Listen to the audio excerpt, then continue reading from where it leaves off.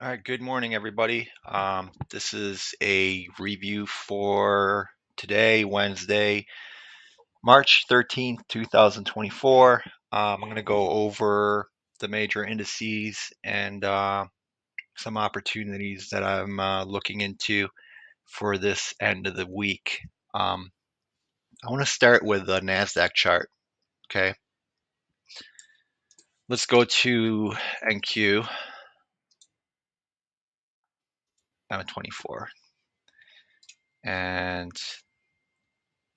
all of my analysis starts from a daily chart. Okay, I trade across multiple time frames. Just to kind of give you a little bit of a background, my preferred time frame is the 1 hour.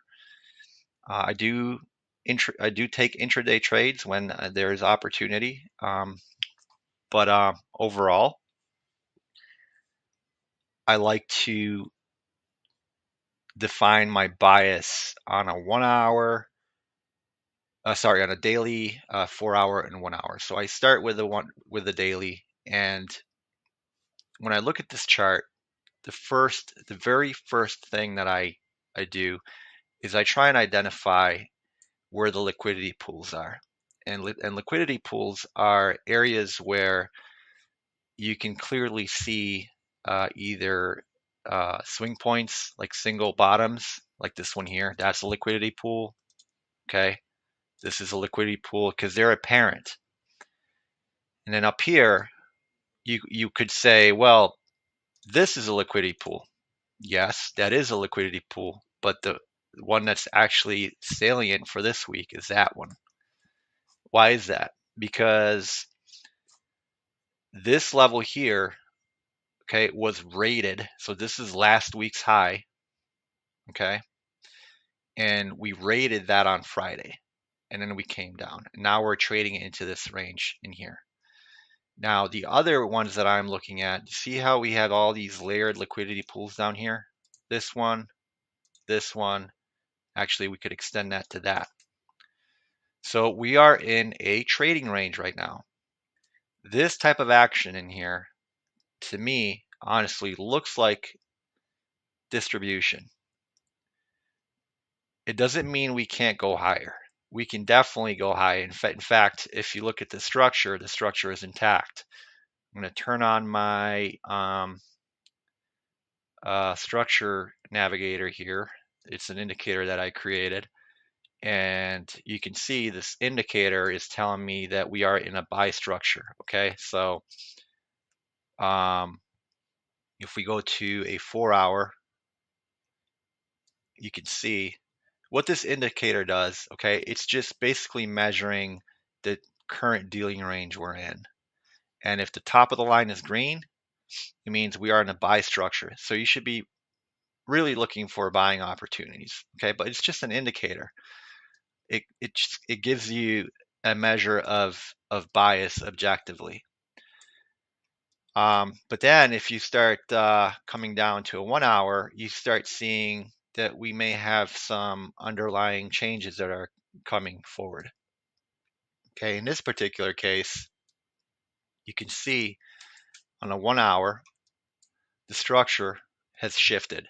Okay, so we rated this liquidity pool up here that I identified it on a daily, came down, broke structure, and now this little red triangle is telling me, okay, the bias on a 1 hour has changed.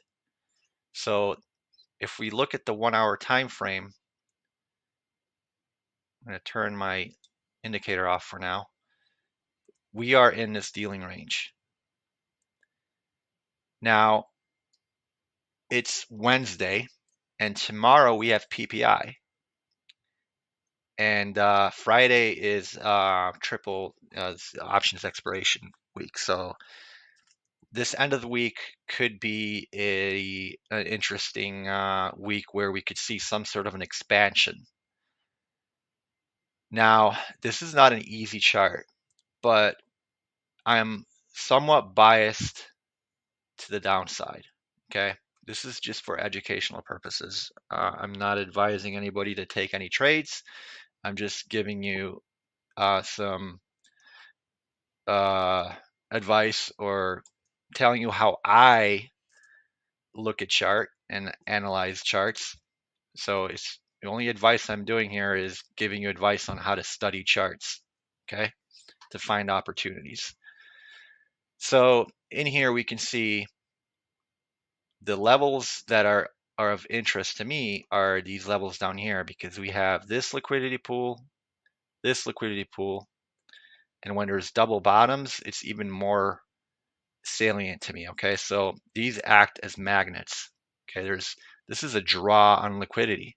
Price will want to come down and run these liquidity pools.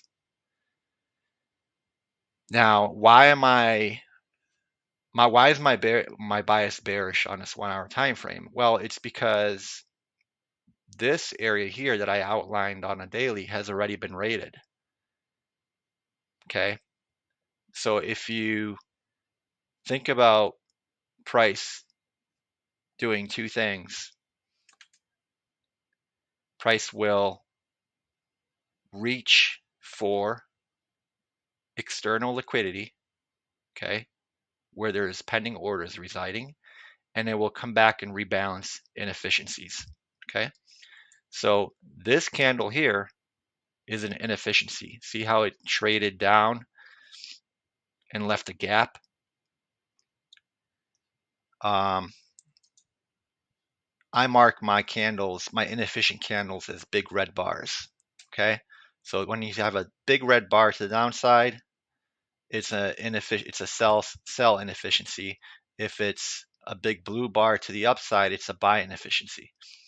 So what happens is price will leave these voids, will run some sort of an external range liquidity pool down here, and then come back and rebalance these voids. So this big move here was literally to come and rebalance this area.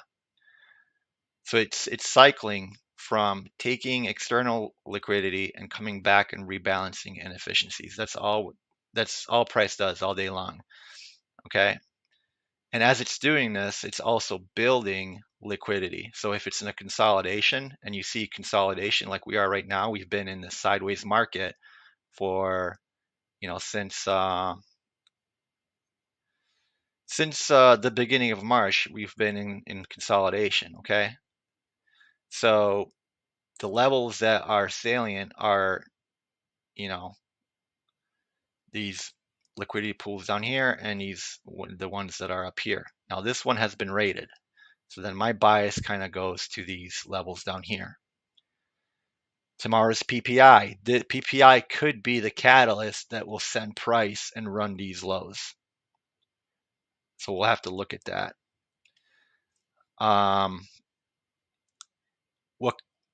Another scenario that could happen is we could run the lows on PPI, okay, raid these, and then come right back into this range, and then expect these highs to be taken out eventually. Okay, because remember that, yes, on a 1 hour, we've broken structure here. It's telling us that we're potentially could be seeing these levels, but on a higher time frame, we're still very bullish. So when a higher time frame looks like this, and we drop and take out liquidity pools, so we take out previous week lows, these areas here are not areas to short. These areas are areas to cover your shorts if you are short, or if you have positions betting on some sort of a drop. You want to be like these, in my opinion, are opportunities to get long this particular trend. Okay. But right now, I think that we're probably going to visit these levels on a NASDAQ. Now, if we go to the S&P, you can see the S&P is a little bit more, hasn't dropped as much as the NASDAQ, but given that the NASDAQ is weaker today, we'll have to see how S&P, whether S&P will follow through or not. So join this bearishness that's about to potentially occur here.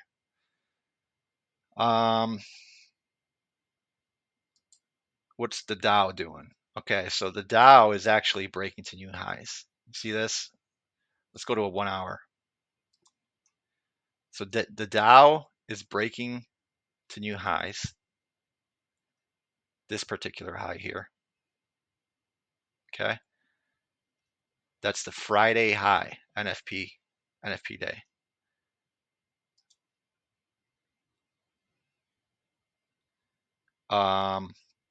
These are micros, by the way.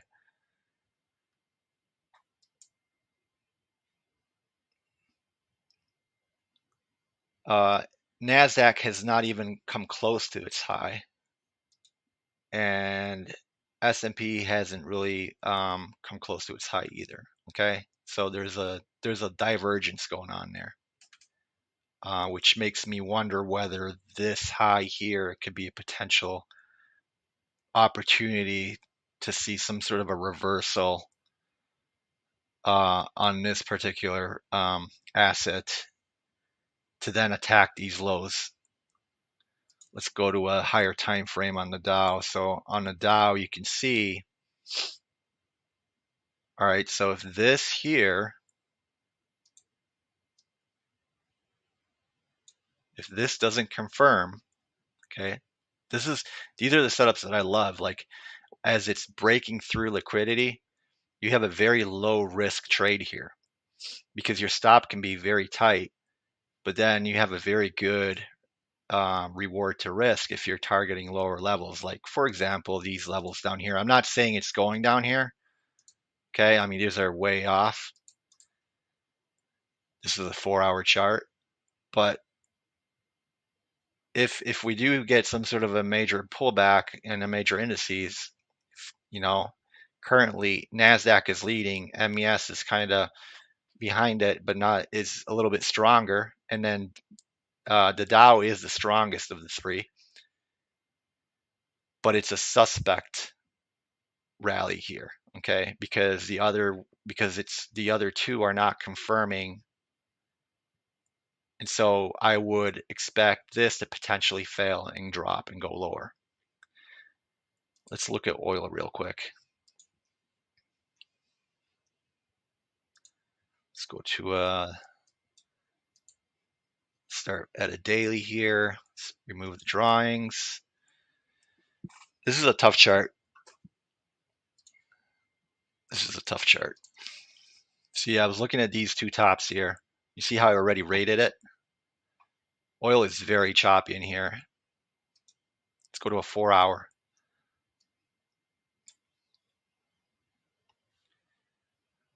And I'm seeing this level right there. See how it rated that level earlier this week? This was on Monday, I believe. So it rated this level. It rated this bigger level on a daily, and now it's stuck in this range. The only thing that I potentially see happen here is see these levels here. These could be potentially in play again. But at this point, I really don't have any bias on this. My bias is neutral. Um, this is not a clean chart. When I see raids on either side of price of the consolidation area, so raids above and raids below with bias, and so I would rather just wait for further price confirmation. All right, let's look at a stock that I had.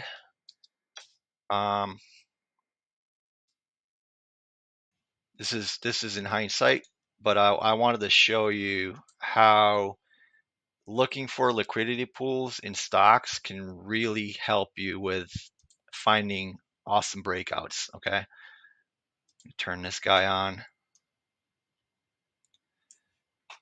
So I was actually looking at this copper chart earlier this week, and it kind of looked like this. Okay. So when I see this price signature where we are consolidating in a tight range, we are near highs, and we've been testing levels multiple times. Okay, so this level here in particular.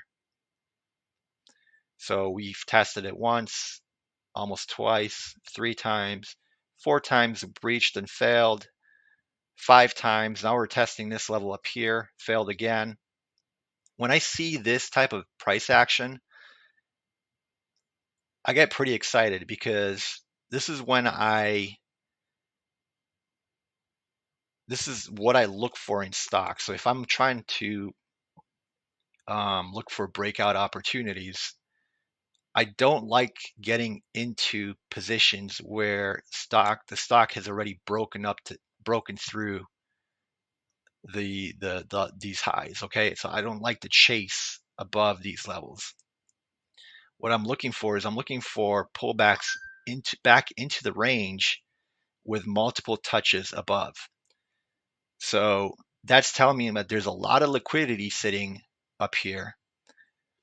So I tend to participate buying a call option slightly out of the money, coinciding with these levels up here. And you'll see if you go into the options, um, if you go and look at the open interest, and you'll see how more often than not, the open interest near these breakout levels is going to be very high because there's a lot of people betting on a big push above this level. And this is what happened today. Now, whether or not this is going to continue, nobody really knows that. It may just push today, today and tomorrow, and then fail miserably and come back into the range. But this move here, and if you would have bought an option yesterday, just slightly out of the money option, I mean, this is a 150% move. So this is another way that I use liquidity as a way to gauge good opportunities, good setups. Okay, when I see levels that are clean, that haven't been traded through. So I run a scanner. I have a separate scanner that I've built. And I just ran it. You won't be able to see my chart in here because I actually programmed this in Python. I'm gonna go and look at my scanner real quick and see if I can find any charts that look somewhat interesting in terms of the type of price signatures that I'm looking for when I look for liquidity pools. And I remember I'm always either targeting liquidity pools or I'm entering as the liquidity pools are being rated, but I take the opposite trade. Okay, so if a buy side liquidity pool is being rated, and I think it's I don't ever take the break and go long here. I would rather take the long down here and then start taking profits as it's breaking above it. Okay, but in the case of this chart, which is the micro Dow, looking at this chart and seeing how the other indices are lagging here and have not broken the Friday high, this to me is an opportunity to potentially take an opposing trade. Again, I'm not taking any trades right now. I'm just giving you education. So I'm looking for setups like this to basically take an opposing trade if I think that this is a failed. This look here to me looks like it could be a failed breakout. Okay, whereas if we go back to SCCO, you know, um, to a daily or even a weekly chart, there's no way I'd be shorting up here just because I'm seeing all this liquidity, these multiple touches. An example that I can give you is I just ran my scanner. Now, again, this is not a chart that I would recommend trading.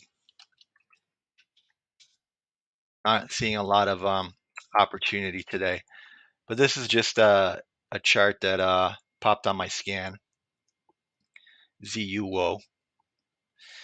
Do you see the type of look that I like? This is a weekly. Do you see how there's liquidity,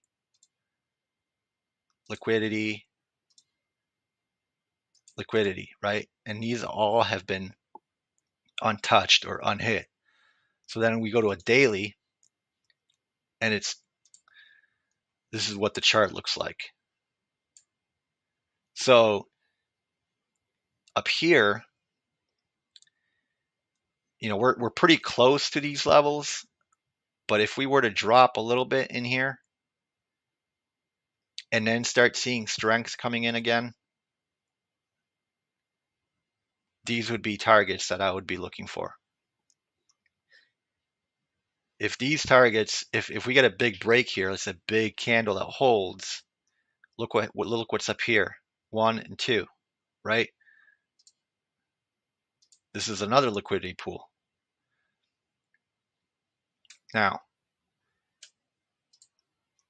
if this would have happened, okay, that would have been a totally different look, because if you think about it, set that there, this move would have already rated this, all right? So it would have rated, so this move, if we had this happen and then come down, okay, I would not be looking for this as a target.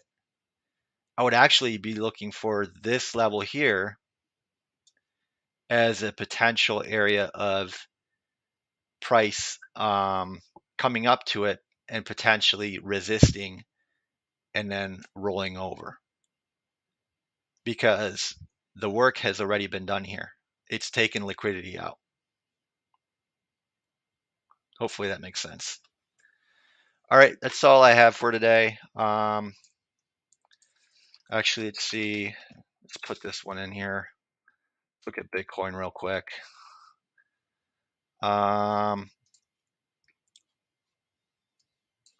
Take some of these charts out, these levels, obviously 1 hour. Okay, so this is interesting. Like on a 1 hour, we've had a little bit of a structure break here. Came back up, took new highs. See, when I see a flip where it goes bearish and then goes bullish again, that's somewhat of a warning to me that we could see some more of a deeper retracement in here. Um, I am not really trading this. I've missed this whole move. I don't think I'd be shorting up here either.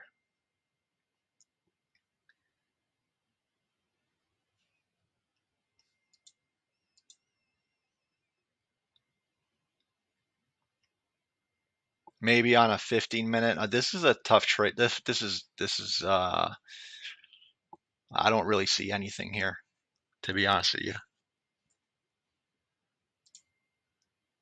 So we rated this liquidity pool. There's not enough liquidity down here to justify these as being targets at this point.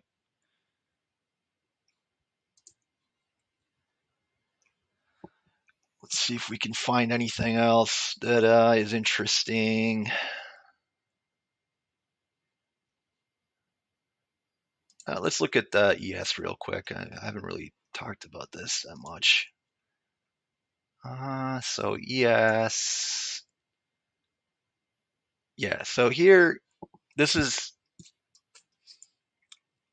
again. I mean, So if you look at, I mean, we've kind of gone over Nasdaq, and we've seen how Nasdaq is the weaker of the three. ES is holding up here. Okay. Tomorrow on PPI, I would pay attention to this level, and I would want to see how price reacts in here. Okay. Because if we start trading higher tomorrow on news, 8:30 a.m., and then after about an hour or two, we start seeing it fail, breaking lower and creating a structure break on a lower time frame. What is a structure break? It kind of looks like this, where you have a break of a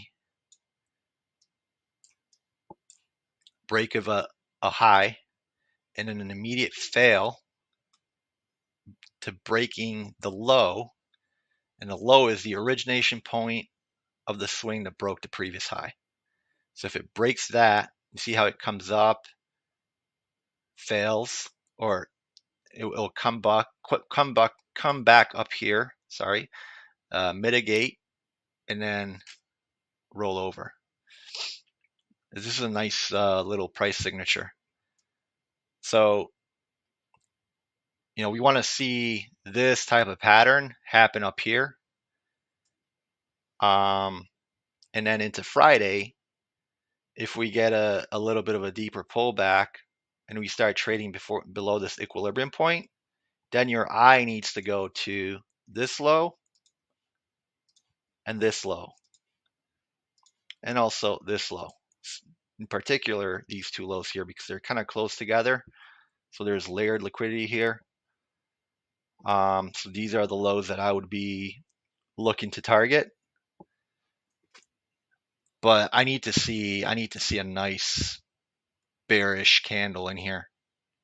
And right now, there's nothing. And it's expected because PPI is in the morning. That's what everybody's waiting for, this PPI number to come out. So it's more likely not to do anything today and just kind of go range bound.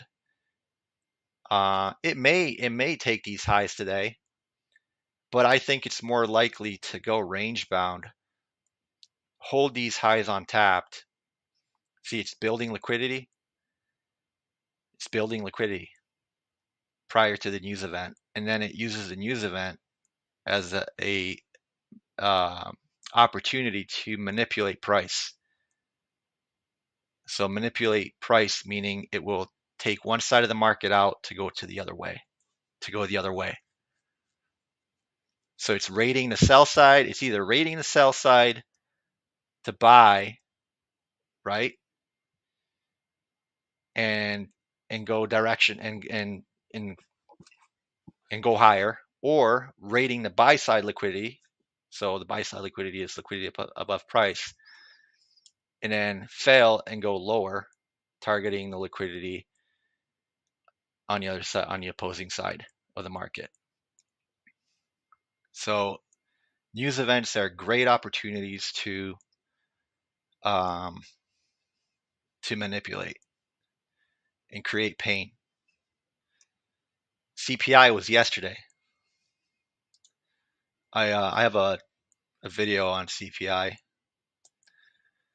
that I published yesterday, but I was talking about, it was just a half hour before the CPI report, and I was talking about these levels potentially being in play, but I was also talking about how CPI are just opportunity. Again, these are just opportunities to manipulate. And it can be very hard trading conditions because, even though it will take one side of the market, it could take both sides of the market out. It could take one side, come back down, take the other side, and then have the true directional move. So I'm expecting this level to be intact until PPI tomorrow, and then we'll see what price does up here after the PPI news comes out. Wait an hour to an hour and a half or so, and then trade that price signature and we start trading lower, these are going to be the levels in play for the end of the week. If we break and trade, and the other scenario here is that we potentially trade lower on CPI, okay, and then move higher and then break this level towards the end of the week. So that's also a potential scenario here. So you're looking for an opposing move, rejection, a higher move, higher impulse move, and continuation in that direction, or a move higher at the start of the news event, rejection, and then lower.